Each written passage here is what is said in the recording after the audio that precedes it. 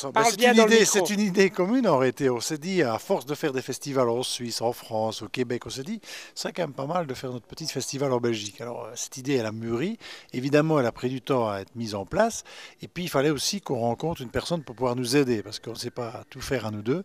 Et donc, la rencontre avec Simon Boitza, le directeur du forum, était positive dans le sens de dire, ah, ben, ça m'intéresse, je trouve que l'idée est bonne, on va travailler ensemble. Et on a essayé de monter un festival, celui qu'on avait envie, celui qu'on avait dans la tête depuis quelques années, c'est-à-dire qu'il regroupe une multitude de spectacles en entier, c'est-à-dire que chaque artiste fait son spectacle, il n'est pas là pour faire un sketch dans un gala.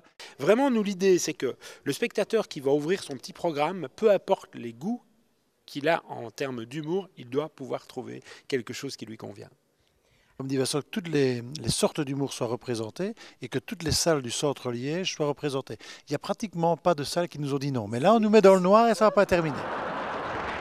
Dans le bassin liégeois, il y a effectivement une communauté italienne importante, une communauté turque importante, une communauté marocaine importante.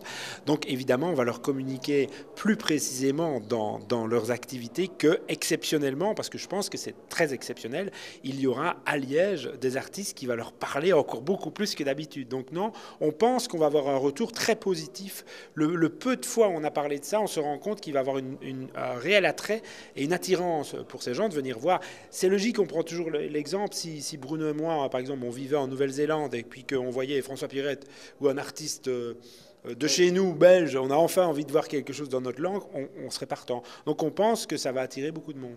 Vourrire.be et tout sera directement, la programmation sera là, comment réserver, les horaires, tout sera là. Un numéro de réservation. Je reprends. Un numéro de réservation unique où tous les gens pourront vraiment choisir. Sur le site, il y aura toutes les informations et toute la variété de spectacles offerts pour les téléspectateurs.